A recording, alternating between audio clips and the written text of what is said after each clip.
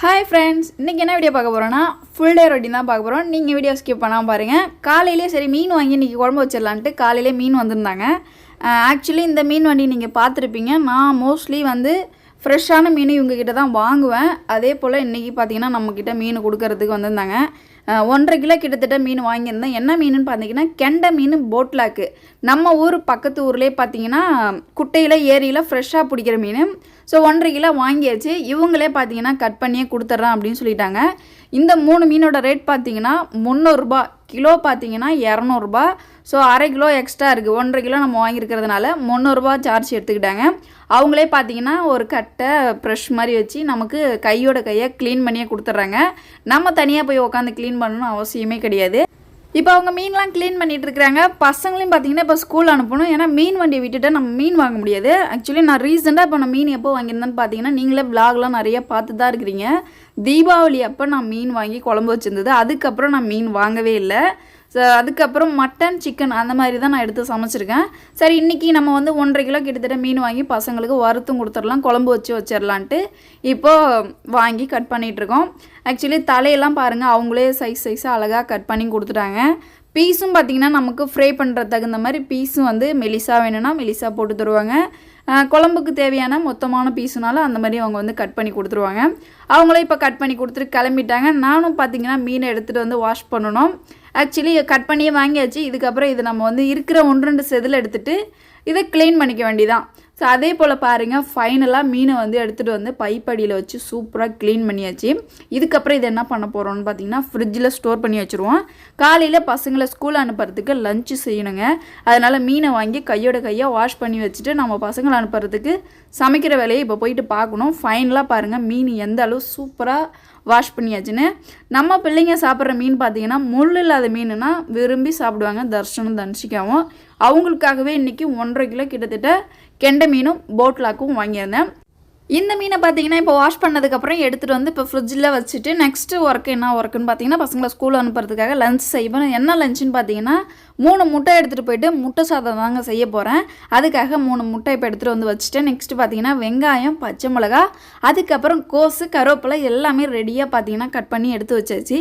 இப்போ ஒரு வானலை வச்சு எண்ணெய் ஊற்றி அதில் கடுகு போட்டு எடுத்து வச்சுருக்கிற பச்சை மிளகா, வெங்காயத்தை நல்லா வதங்கினதுக்கப்புறம் ஃபைனல் ஸ்டேஜில் நம்ம என்னத்தை ஆட் பண்ண போகிறோம்னு பார்த்தீங்கன்னா கட் பண்ணி வச்சுருக்கிற கோஸ் தாங்க ஆட் பண்ணிக்க போகிறேன். என்னோடய ஸ்டைலில் நான் எக் ரைஸ் இப்படி தான் எப்பயுமே செய்வேன். கோஸ் நல்லா வதங்கினதுக்கப்புறம் எடுத்து வச்சுருக்கிற 3 முட்டையை உடச்சி ஊற்றி இப்போ ரைஸ் போட்டு அதில் கொஞ்சமாக பெப்பர் பவுரும் சால்ட்டும் போட்டு இப்போது கரெக்டான பக்குவத்தில் எக் ரைஸ் ரெடி பண்ணியாச்சு. நான் எப்போவுமே பார்த்தீங்கன்னா முட்டை சாதம் இப்படி தாங்க செய்வேன். இவங்களுக்கு இப்போ லஞ்ச் பாக்ஸில் எல்லாத்தையுமே எடுத்து வச்சிட்டேன். இந்த லஞ்ச் பாக்ஸ் வீடியோஸ் வந்து நான் ஷார்ட்ஸில் கொடுத்துருக்கேன், நான் விளாகில் எடுக்கல. ஸோ எக் ரைஸ் பேக் பண்ணது எல்லாமே பார்த்தீங்கன்னா ஷார்ட்ஸில் வரும். இப்போ பசங்க ஹோம்ஒர்க் பண்ணிகிட்டு இருக்கிறாங்க. ஒரு சில ஹோம்ஒர்க் வந்து நைட் பண்ணலை, அதனால் இப்போ காலையில் பண்ணிகிட்டு இருக்கிறாங்க. நெக்ஸ்ட் என்ன ஒர்க் பண்ண போகிறோன்னு பார்த்தீங்கன்னா வாஷிங் மிஷினில் துணி போட்டு விட்டுறலான்ட்டு இப்போ துணியெல்லாம் எடுத்து வச்சுருக்கேன். நெக்ஸ்ட்டு பாத்திரம் வளர்க்குறதுக்கு பாத்திரம்லாம் ரெடியாக கொண்டு போயிட்டு போட்டிருக்கேன். அதுக்கப்புறம் வீடு வாசலில் பெருக்க வேண்டியது. பசங்களை இப்போ ஸ்கூல் அனுப்புறதுக்கு முன்னாடியே பார்த்தீங்கன்னா வாஷிங் மிஷினில் துணியை போட்டு விட்டுறலான்ட்டு இப்போ லிக்விட் எல்லாமே ஆட் பண்ணியிருக்கேன். ஏரியலும் சர்ஃபெக்சலும் தான் நான் ஆட் பண்ணியிருக்கேன். கொஞ்சமாக துணி பவுடர், அதுக்கப்புறம் ரின் ஆளாக ஆட் பண்ணுவேன். ஏன்னா அது கொஞ்சம் அழுக்கு எடுத்து கொடுக்கும். இப்போ பார்த்தீங்கன்னா மிஷினும் பார்த்தீங்கன்னா ஸ்டார்ட் பண்ணி விட்டாச்சு. நான் எப்பயுமே 39ல் ட்ரபோ வாஷில் தான் வச்சு துவைப்பேன். அதே போல் மிஷினை ஆன் பண்ணி விட்டுட்டு சரி பசங்களை ஸ்கூலு வேன் ஏற்றி விட்டுறலான்ட்டு இப்போ பசங்களும் பார்த்தீங்கன்னா வேன் வர டைம் ஆகிடுச்சு. அவங்கள வேன் ஏற்றி விடுறதுக்காக இப்போ வெளியில் மெயின் ரோட்டுக்கு வந்தாச்சு. ஏன்னா இப்போ நம்ம பேரண்ட்ஸ் யாராவது கிட்ட இருந்து தான் நம்ம வந்து வேன் ஏற்றி விடணும். அவங்களும் அப்போ தான் சேஃபாக பார்த்தீங்கன்னா வேனில் ஏறி ஸ்கூலுக்கு போயிட்டு படிப்பாங்க. அதே போல் என்னதான் இருந்தாலும் ஒரு பேரண்ட்ஸ், ஒரு அப்பா இல்லைன்னா அம்மா வேன் ஏற்றி விட்டு அவங்களுக்கு பாய் சொல்லி அனுப்புனா தான் அவங்களுக்கு ஒரு சாட்டிஸ்ஃபைடாக இருக்குது. அதே போல் இப்போ பசங்களை வேனை ஏற்றி விட்டு அவங்க ஏறினதுக்கப்புறம் டாட்டா காட்டணும்னு சொல்லிட்டு தான் போவாங்க. அதே போல் ஏறினதுக்கப்புறம் ஒரு டாட்டா காமிச்சு அனுப்பிட்டு எப்பவும் போல் நம்மளுடைய ரொட்டீன் ஒர்க்கு ஸ்டார்ட் ஆகிடுச்சுங்க. இப்போ வாஷிங் மிஷினில் துணி போட்டுட்ருக்கேன். 28 கிட்டத்தட்ட வந்து வாஷ் பண்ணிட்டு வந்துட்டுருக்கு. இப்போ பார்த்தீங்கன்னா துணி அலசிட்டுருக்கு, துவைச்சிட்ருக்கு. இப்போ வந்து துவைச்சிட்ருக்கு. ஒரு 20 கீழே வரும்போது தான் பார்த்தீங்கன்னா அலசிட்டுருக்குன்னு அர்த்தம். அப்புறம் பசங்க போட்டுட்டு போனால் பவுட்ரு போட்டு சீப்பு எண்ணெய் எல்லாத்தையும் பார்த்தீங்கன்னா எடுத்துகிட்டு போயிட்டு உள்ளே வச்சுட்டு நெக்ஸ்ட்டு ஒரு வியூ பாருங்கள். காலையிலே நம்ம வீடு வந்து எப்படி இருக்குன்னு. மழை வர்ற மாதிரி கிளைமேட் இருக்குது, பட் மழையே வரல. அப்படியே பார்த்தீங்கன்னா ஈவினிங் டைம் போல் இருக்குது. காலையில் 9 மணிக்கு நான் எடுத்துகிட்ருக்கேன். நீங்களே பார்க்குறீங்க கிளைமேட் எப்படி இருக்குது பாருங்கள். அதுக்கப்புறம் பாத்திரம்லாம் விளக்கிட்டேன், வீடு வாசலையும் பெருக்கிட்டேன். இப்போ வாஷிங் மிஷினில் இருக்கிற துணியை எடுத்து நான் வாஷ் பண்ணதுக்கப்புறம் காய வைக்கிறது தான் என்னுடைய ஒர்க் இருக்குது. ஸோ ஃபைனலாக பாருங்கள், வீட்டு வேலை எல்லாத்தையும் பசங்களை ஸ்கூல் அனுப்பி விட்டுட்டு முடிச்சாச்சு. பசங்களை ஸ்கூலில் அனுப்பும்போதே ஒரு சில ஒர்க் நம்ம வந்து கையோ பண்ணும்போது பார்த்திங்கன்னா நமக்கு வந்து பாரமாக இருக்காது. எல்லா வேலையும் ஸ்டெப் பை ஸ்டெப்பாக வந்து நமக்கு ஈஸியாக வந்து குறைஞ்சிருக்கும். மணி 9 மணிக்குள்ளே பாருங்கள் எல்லா ஒர்க்கும் முடிச்சிட்டேன். இப்போ வாஷிங் மிஷினில் துவைச்சிட்டு இருக்க துணி இப்போ பார்த்திங்கன்னா அலசிட்டு இருக்கு. அதுவும் பார்த்திங்கன்னா அலசி முடிஞ்சதுக்கப்புறம் அழகாக எடுத்துகிட்டு வந்து வாசலில் காய வச்சதுக்கப்புறம் மழையும் வந்துருச்சுங்க. காலையிலேருந்து வானம் வந்து மப்பாவே இருந்துச்சு. அதுக்கப்புறம் பாருங்கள் எந்த அளவு மழை வந்திருக்குன்னு. ஸோ இதுக்கப்புறம் எப்படியும் மழை டைம் தான் ஆரம்பிக்க போகுது. ஏன்னா கிளைமேட் பார்க்கும்போதே தெரியும். சரி, நம்ம எடுத்து வச்சுருக்கிற மீனுக்கு வந்து குழம்பு வச்சிடலாம், ஃப்ரை பண்ணிடலாம் அப்படின்ட்டு ஒரு மிக்ஸி ஜாரில் சின்ன வெங்காயம், இஞ்சி, அதுக்கப்புறம் பூண்டு, ஒரு பச்சை மிளகாய் இதை வந்து கொரன்னு அரைச்சி எடுத்துக்க போகிறோம். அதுக்கப்புறம் ஒரு கல்லில் பார்த்திங்கன்னா மிளகு சீரகத்தை இடித்து தனியாக எடுத்து வச்சுக்க போகிறேன். இப்போ எடுத்து வச்சுருக்கிற 1.5 கிலோ மீனுக்கும் பார்த்திங்கன்னா தலையும் வாலும் குழம்பு வைக்கிறதுக்காக தனியாக எடுத்து வச்சுட்டு மீதி மீனை வந்து நான் மசாலா போட்டு வைக்க போகிறேன். இதுக்கு என்னென்ன மசாலான்னு பார்த்திங்கன்னா கரம் மசாலா, அதுக்கப்புறம் மல்லித்தூள், மஞ்சத்தூள், தனி மிளகாய்த்தூள், மீன் வறுவல் மசாலா, உப்பு, அதுக்கப்புறம் ஃபைனலாக கார்ன்ஃப்ளவர் மாவு. ஸோ இவ்வளோ தாங்க இப்போ நான் இந்த மீனுக்கு வந்து சேர்த்து மீனை வந்து ரெடி பண்ணி வைக்க போகிறேன். இப்போ அரைச்சி வச்சுட்டு இருக்கிற நம்ம இஞ்சி பூண்டு பேஸ்ட் இருக்குது பார்த்தீங்களா, அதை வந்து இப்போ கொஞ்சமாக ஆட் பண்ணி அது கூட எடுத்து வச்சுருக்கிற நம்ம எல்லா மசாலாவும் ஆட் பண்ணி கொஞ்சமாக தண்ணி தெளித்து பக்குவமாக நம்ம வந்து பிசைஞ்சு எடுத்து வச்சதுக்கப்புறம் எடுத்து வச்சுருக்கிற மீன் மேலே ஒரு மீனாக பார்த்தீங்கன்னா இந்த மசாலாவை அப்ளை பண்ணி ஒரு 1/2 மணி நேரம் போல் நம்ம இதை ஊற வச்சுடுங்க. அப்போ தான் மீன் வறுக்கும்போது பார்த்திங்கன்னா சாப்பிட்றதுக்கு டேஸ்ட்டு வேறு லெவலில் இருக்கும். அதே போல் பாருங்கள், மீன் எல்லாமே அதே பிளேட்டில் அழகாக வச்சு எக்ஸ்ட்ரா மசாலா நான் எதுவுமே போடலை, சொன்ன மசாலா வரைக்கும் போட்டு சூப்பராக பார்த்திங்கன்னா சரி ஒரு 1/2 மணி நேரம் சூப்பராக வந்து நல்லா ஊறட்டும்னு சொல்லிட்டு வச்சுருக்கேன்.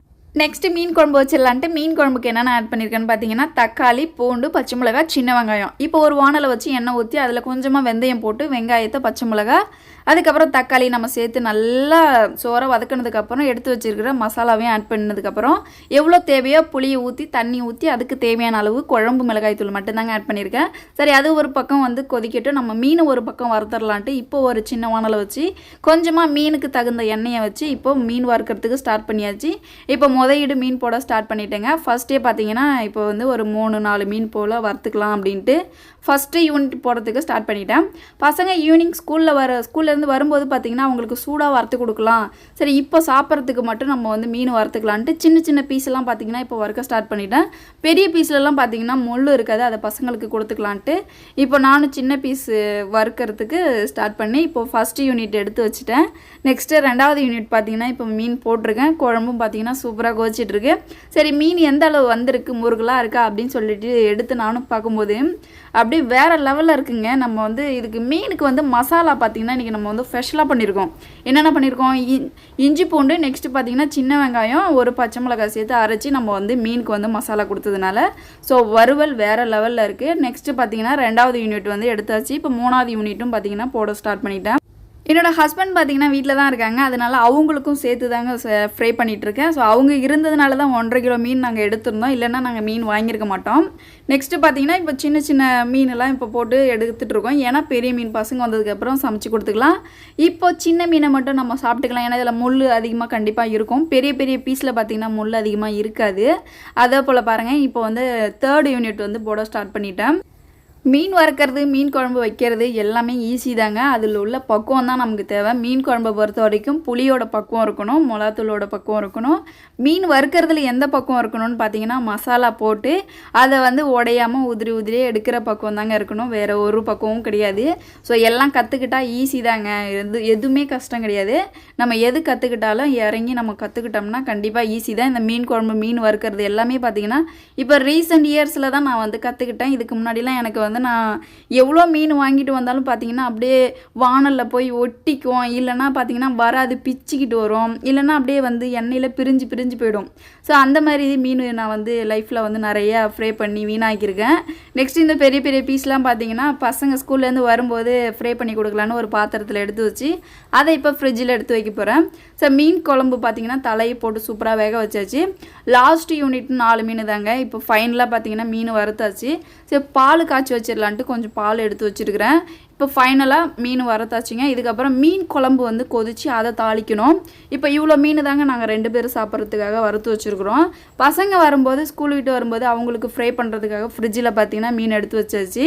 இப்போ மீன் குழம்புக்கு தாளிப்பு கொடுத்துடலான்ட்டு இப்போ ஒரு தாளிப்பு பார்த்திங்கன்னா எண்ணெய் ஊற்றி அதுக்கு வெந்தயம், பட்டை மிளகா, அதுக்கப்புறம் கருவேப்பிலை போட்டு சூப்பராக தாளிச்சாச்சு. நெக்ஸ்ட்டு பாருங்கள் மீன் குழம்பும் ரெடி. அதுக்கப்புறம் வறுத்த மீனும் சூப்பராக ரெடி பண்ணியாச்சு. இதெல்லாம் நான் இப்போ ரீசெண்ட் இயர்ஸில் தாங்க கற்றுக்கிட்டேன். இதுக்கு முன்னாடிலாம் எனக்கு மீன் குழம்பு வைக்கவும் தெரியாது, மீன் வறுக்கவும் தெரியாது. அதுக்கப்புறம் காலையில் வடிச்சிருந்த சாதம் இருந்துச்சு. சரி அதை வச்சு நம்ம வந்து சாப்பிட்டுக்கலான்ட்டு இப்போ ஒரு பிளேட் எடுத்து சாதம் போட ஸ்டார்ட் பண்ணிட்டோம். சாதம் போட்டு வறுத்து வச்சுருந்த மீனை எடுத்து வச்சு சூப்பராக மதியம் லஞ்சு வந்து ஃபினிஷ் பண்ணோம். இந்த மீன் குழம்பும் மீன் ஃப்ரையும் எப்படி இருக்குன்னு சொல்லிட்டு கீழே கமெண்ட்டில் மறக்காமல் சொல்லுங்கள். ஸோ டேஸ்ட்டு வேறு லெவலில் இருந்துச்சு. அதுக்கப்புறம் குழம்பு பார்த்திங்கன்னா நான் ரொம்ப தடுப்பாலாம் வைக்க மாட்டேன், கொஞ்சம் தனியாக தான் வைப்பேன். மீன் குழம்பு போட்டு மீன் வறுத்தது எல்லாமே சாப்பிட்டதுக்கப்புறம் மதியம் போல் ஆனதுக்கப்புறம் பேக் சைடில் பாருங்கள் ஒரே காற்று தாங்க, பட் மழையை காணோம். அதுக்கப்புறம் முன்னாடி வந்து பார்த்தா நல்ல மழை பெய்யறதுக்கு ஸ்டார்ட் ஆகிடுச்சு. ஈவினிங் போல் பாருங்கள் என்ன மழை பெய்யுதுன்னு. நெக்ஸ்ட் இப்போ பசங்க ஸ்கூல்லேருந்து வர டைம் இந்த மழையில் எப்படி அவங்கள கூட்டிகிட்டு உள்ளே வரதுன்னு யோசிச்சுட்டே வெளியில் இருந்தேன். ஸோ இப்போ பார்த்தீங்கன்னா சூப்பராக விவசாயத்துக்கு நல்ல மழை பெஞ்சிட்ருக்குங்க. ஆக்சுவலி நம்ம வீட்டில் விவசாயம் கிடையாது, அம்மா வீட்டில் விவசாயம் உண்டு. அதுக்கப்புறம் பார்த்திங்கன்னா நமக்கு வீட்டுக்கு ஆப்போசிட்டில் உள்ளவங்களும் விவசாயம் பண்ணிட்டு இருக்கிறாங்க. ஸோ இந்த மாதிரி மழை பெய்யும் போது பார்த்திங்கன்னா நெற்பயிர் எல்லாமே சூப்பராக விளைச்சல், நல்ல விளைச்சலை கொடுக்கும். நெக்ஸ்ட்டு பார்த்திங்கன்னா கொஸ்டின் ஆன்சர் வீடியோஸ் வந்து கொடுத்துருந்தேன். ஆக்சுவலி அந்த வீடியோஸ்க்கு வந்து பாசிட்டிவ் கமெண்ட் நிறைய கொடுத்துருந்தீங்க. அவங்களுக்குலாம் ரொம்ப நான் தேங்க்ஸ் சொல்லிக்கிறேங்க. அதுக்கப்புறம் நீங்கள் கேட்ட மாதிரி என்னோடய ஊர், பயோடேட்டா, அதுக்கப்புறம் நான் என்ன வேலை செய்கிறேன், ஸோ என்னோடய பிள்ளைகள் எல்லாமே பார்த்தீங்கன்னா ஸ்டெப் பை ஸ்டெப்பாக வந்து அந்த வீடியோஸில் கொடுத்துட்டேன். வேறு ஏதாவது உங்களுக்கு டவுட்னா கீழே கமெண்ட்டில் கேளுங்க, நான் அதுக்கு நான் வேணால் வீடியோ வந்து ரிப்ளை கொடுக்குறேன். நெக்ஸ்ட்டு பார்த்தீங்கன்னா நம்ம வீட்டுக்கு பேக் சைடில் பார்த்தீங்கன்னா 2 மாடு பாருங்கள். இந்த மழையிலையும் பார்த்தீங்கன்னா அந்த மாடு எந்த அளவு மேய்ஞ்சிட்ருக்குன்னு. ஸோ மழை பெய்யுது வீட்டுக்கு போவோமா அப்படின்லாம் கிடையாது. அங்கே பாருங்கள் இந்த மழையில் நனைஞ்சிக்கிட்டு பில்லு சாப்பிட்றது. ஸோ அது அழகாக இருந்துச்சு பார்க்கும்போதே. அங்கே பாருங்கள். அதுக்கப்புறம் அவங்க ஒரு நான் வீடியோ எடுத்து கொஞ்சம் டைம்லேயே பார்த்தீங்கன்னா கிளம்பி வீட்டுக்கும் போயிட்டாங்க. ஸோ மழை கிளைமேட் சீசன் வந்து இப்போ ஸ்டார்ட் ஆகிடுச்சு. ஸோ இன்னிலேருந்து தான் பார்த்தீங்கன்னா மழை வந்து பேஞ்சிட்ருக்கு. நெக்ஸ்ட்டு இப்போ பசங்க வர டைமு இந்த மழை கொஞ்சம் விட்டுருச்சுன்னா நம்ம வந்து பசங்களை எப்படியாச்சும் உள்ளார கூட்டிகிட்டு வந்துடலாம். இல்லைனா அவங்க நனைஞ்சிட்டு தான் வர்ற மாதிரி இருக்கும்னு தான் நினச்சிட்டே நான் வந்து வெளியில் நிற்கிறேன். நம்ம வீட்டுக்கு முன்னாடி பாருங்கள், ஆல்ரெடி ஒரு 2 மந்த் முன்னாடி சூப்பராக பில்லுலாம் சேர்த்து க்ளீன் பண்ணி வச்சுருந்தேன். திரும்பி எந்த அளவு பில்லுலாம் வளர்ந்து நிற்கிது பாருங்கள். இதை திரும்பி நான் வந்து க்ளீன் பண்ணணும். இந்த மழை சீசன்லாம் முடிஞ்சதுக்கப்புறம் வெயில் சீசன் வரும்போது தான் பார்த்திங்கன்னா நம்ம வந்து கார்டனை க்ளீன் பண்ணி சூப்பராக கார்டன் வந்து கொண்டு வரணும். அதுக்கப்புறம் பார்த்திங்கன்னா 2 பேரும் கூப்பிட்றதுக்காக கொடைகழிலாம் கொண்டு வந்து வச்சுருந்தேன். பாருங்கள் ஒரு கொடை வந்து உடஞ்சே போயிருந்துச்சு, இன்னொரு கொடை நல்லா இருக்குது. ஸோ இந்த உடஞ்ச கொடை எடுத்துகிட்டு போயிட்டு எப்படி பசங்களை வேன்லேருந்து கூட்டிகிட்டு வருதுன்னே தெரியாமல் அதை அப்படியே பார்த்துட்டே இருந்தேன். கம்பி அப்படியே உடச்சிக்கிச்சு போல், அது ஒன்றுமே பண்ண முடியாது. கொடைகழி சரி பண்ணுறவங்க கிட்ட கொடுத்து தாங்க நம்ம சரி பண்ணிக்க முடியும். மழையும் பாருங்கள் இருக்க ஸ்டெப் பை ஸ்டெப்பாக அதிகமாக வர்றதுக்கு ஸ்டார்ட் ஆகிட்டுருச்சு. இந்த மழையில் எப்படிடா பசங்களை கூப்பிட்றதுன்னு நினச்சிட்டே பசங்களையும் பார்த்திங்கன்னா ஒரு வழியாக நனைஞ்சிக்கிட்டே கூப்பிட்டுட்டு வந்ததுக்கப்புறம் அவங்களுடைய ரொட்டீன் ஒர்க் ஸ்டார்ட் பண்ணிட்டாங்க. ஹோம்ஒர்க் எழுதுறதுக்கும் பார்த்திங்கன்னா இப்போ நம்ம பசங்க வந்து ஸ்டார்ட் பண்ணி இப்போ பாப்பா பார்த்திங்கன்னா ஹோம்ஒர்க் எழுதிட்டுருக்கா. நெக்ஸ்ட்டு தம்பி பார்த்திங்கன்னா அவன் வந்து அப்பா வந்து சென்னையிலேருந்து வாங்கிட்டு வந்த பேண்ட் நான் போட்டிருக்கேன் அப்படின்னு தம்பி சொல்லிவிட்டு அவனும் பார்த்திங்கன்னா ஜாலியாக அவனும் ஹோம்ஒர்க் எழுதிட்டுருக்கான். பாப்பாவும் பார்த்திங்கன்னா ஹோம்ஒர்க் எழுதிட்டுருக்கா. ஆல்ரெடி நான் ஹோம்ஒர்க் வீடியோ வந்து ஒன்று கொடுத்துருந்தேன், பசங்க எப்படி ஹோம்ஒர்க் எழுதுறாங்கன்னு.